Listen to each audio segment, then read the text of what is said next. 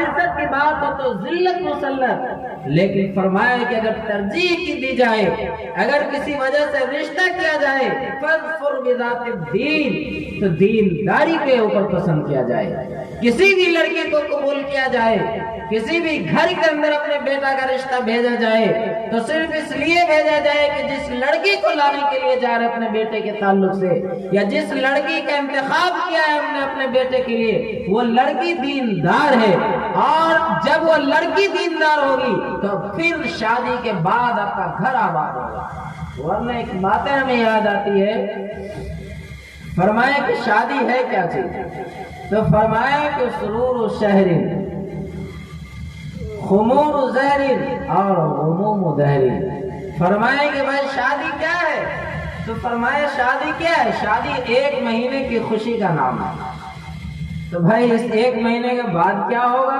تو فرمایا کہ دلہا بابو سے پوچھ لیجئے کیا ہوگا۔ ایک مہینے کے بعد دلہا بابو کی کمر سیدھی کے بجائے ٹیڑھی ہو جائے گی، اور اس کے بعد کیا ہوگا؟ فرمایا کہ ساری زندگی بیچارہ دلہا بابو اپنا سر پیٹے گا، غموم ہوگا، ساری زندگی غم ہوگا۔ جو لوگ شادی شدہ پوچھ لیجیے ان کے گھر کا عالم کیا ہے، کتنا بیچارے لڑتے ہیں اور کتنی عورتوں بیوی کو گالی دیتے ہیں اور مار کھا کے محفل میں بیٹھتے ہیں۔ یعنی اب وہ زمانہ چلا گیا کہ جب مرد کسی بیوی کو پیٹا کرتا تھا اور کہا کرتا تھا الرجال قوامون علی النساء، کہ مرد تو حاکم ہے بھائی۔ ہاں بیچاری جاہل عورت رہتی تھی، مار کھاتی تھی، لیکن اب زمانہ بدل گیا، اب مار کھاتی نہیں ہے، مارتی ہے، نہیں ایسا ہے۔ اور اگر اس سے زیادہ ہو تو پھر رام پٹی لال گھر کا سیر کروا دے گی آپ کو، اسی لیے اس کو نکال دیجیے۔ فرمایا فَاظْفُرْ بِذَاتِ الدِّينِ، کہ دینداری کو ترجیح دی جائے۔ جب یہ دیندار لڑکی ہمارے گھر کے اندر آئے گی تو جو جملہ ہم لوگ کارڈ کے اوپر دیوار کے اوپر لکھتے ہیں شادی، تو شادی تو بڑی اچھی بات ہے، لیکن اس کے آگے کیا لکھتے ہیں؟ خانہ آبادی، ہے نا۔ جب بیچاری دیندار آئے گی نہیں، وہی ناچنے گانے والی، وہی بے پردہ اختیار کرنے والی، ماں باپ کے ساتھ عزت سے آپ کے پیش نہیں آنے والی، جب آئے گی تو پھر آپ کا گھر خانہ آبادی نہیں بلکہ خانہ بربادی وہیں سے شروع ہو جائے گی۔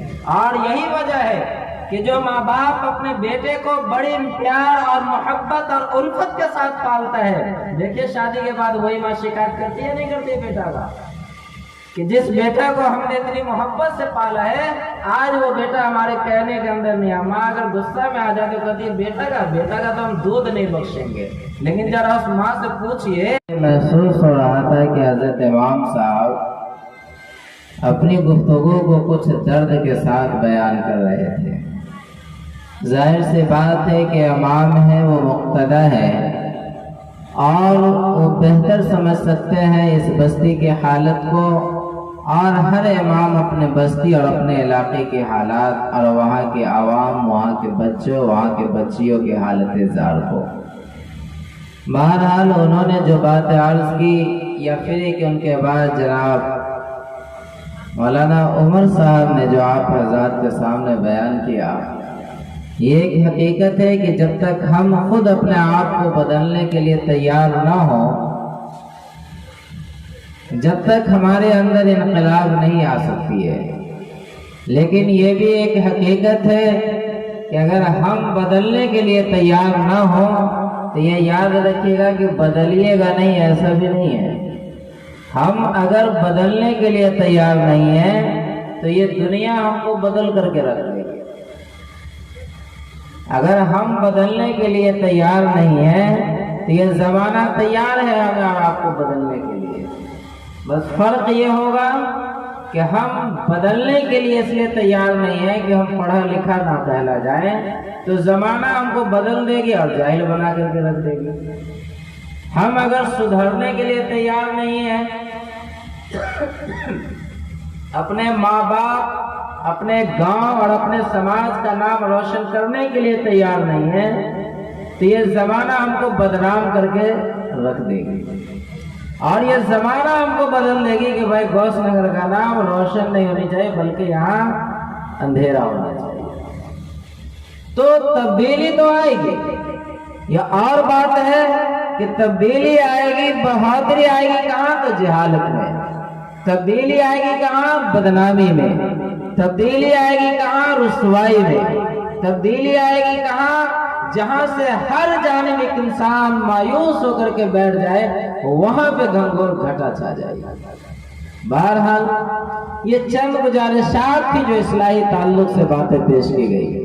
ابھی آپ کے نگاہ کے سامنے یہ حضرت کرسی صاحب جو ہے یہ دیکھیں کتنے بڑے ہیں، لیکن اگر آپ کے محفل میں نہیں بلکہ آپ کے محفل سے ذرا کنارے یہی ڈی جے کو لے جا کر کے کھڑا کر جائے تو آپ تو دور کی بات ہے، آپ کی بیٹی بہو آگے آ کر کے کھڑی ہو جائے گی یا نہیں ہوگی کھڑی، اور آپ کو کہے گی کہ حضرت آپ پیچھے ہٹیے، اس کے آگے ہمارا کام ہے، ہم سنبھال لیں گے۔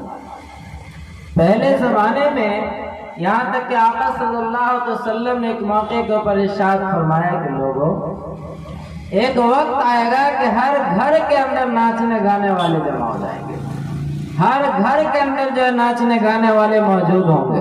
تو صحابہ کو بڑا تعجب ہوا کہ ایسا بھی ہوگا کہ ہر گھر میں ناچنے گانے والا رہے گا؟ ظاہر سی بات ہے کہ اس زمانے میں تو مالدار لوگ نچایا کرتے تھے، مالدار لوگ جو ہے بیچارے جو ڈرامہ کیا کرتے تھے۔ آقا صلی اللہ علیہ وسلم نے فرمایا کہ بھائی ہاں ہوگا تو ایسا ہی ہر گھر میں ہوگا۔ اگر آج کے وقت میں پوچھا جائے تو ہر گھر نہیں بلکہ ہر جیب میں ہے، یا نہیں ہے؟ گھر کی بات دور کی ہے، یہ ناچنے گانے والے اب ہمارے آپ کے ہر جیب کے اندر موجود ہیں۔ اور یقیناً آپ نے بھی دیکھا ہوا کہ آج سے 10 سال پہلے 15 سال پہلے جو ہے اگر کسی آدمی کو کسی گارجین کو شرارت نظر آیا کرتی تھی تو وہ بیچارے کسی ناچنے والے نٹوا کو گانے والے اور نچنیا کو بلا کر کے لایا کرتے تھے۔